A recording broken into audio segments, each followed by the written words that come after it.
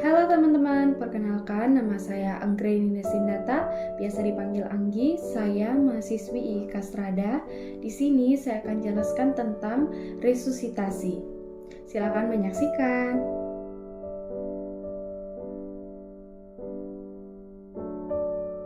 Hai teman-teman, saat ini saya akan jelaskan tentang resusitasi. Jadi, teman-teman, resusitasi itu adalah menghidupkan kembali atau memberi hidup baru. Dalam arti luas, resusitasi itu merupakan segala bentuk upaya medis yang dilakukan terhadap mereka yang berada dalam keadaan gawat atau sebuah upaya menyediakan oksigen ke otak, jantung, dan organ-organ vital melalui sebuah tindakan yang meliputi memijat jantung dan menjamin ventilasi yang adekuat.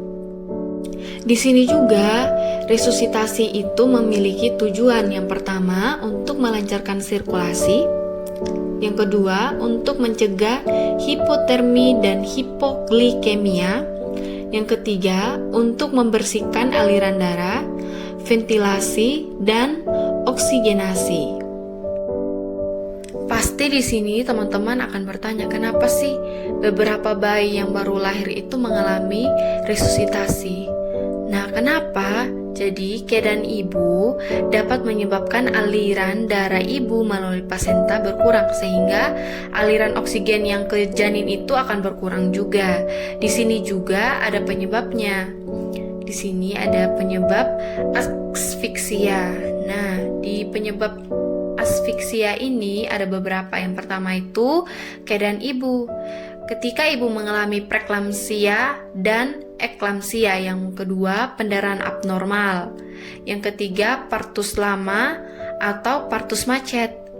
Yang keempat, demam selama persalinan. Yang kelima, infeksi berat seperti malaria. Yang kedua yaitu TBC dan HIV.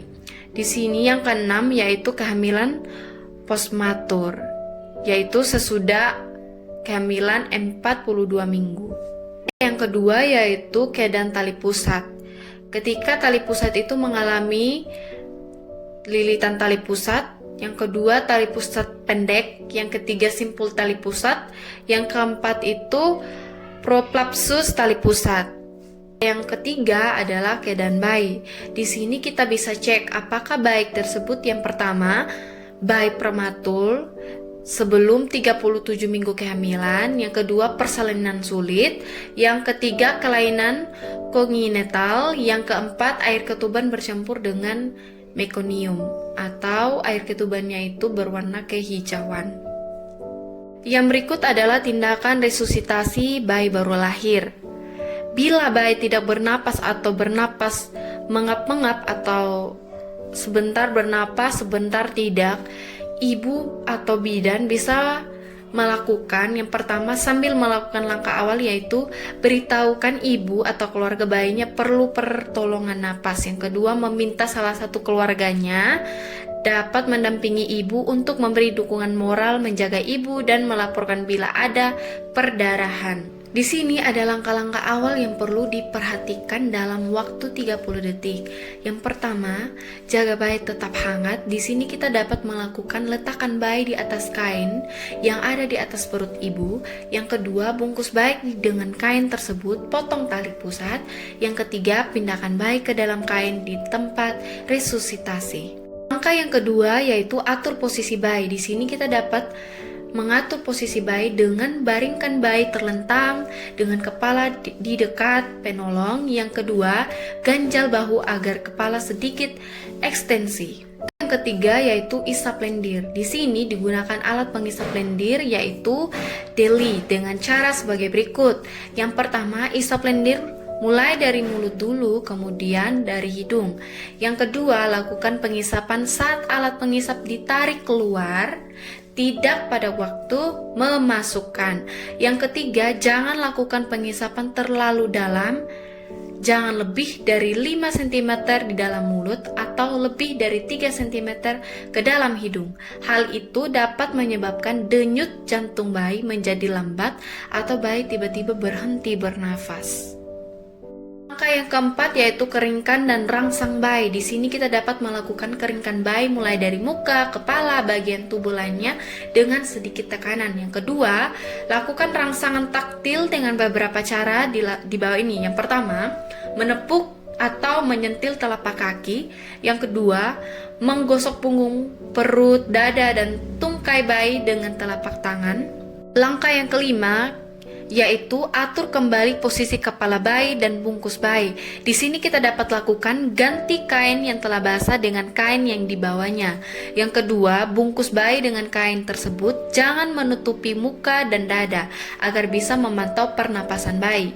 Yang ketiga, atur kembali posisi kepala bayi sehingga kepala bayi sedikit ekstensi. Langkah yang keenam, lakukan penilaian bayi. Di sini kita dapat lakukan penilaian apakah bayi bernapas normal, tidak bernapas, atau mengap-mengap.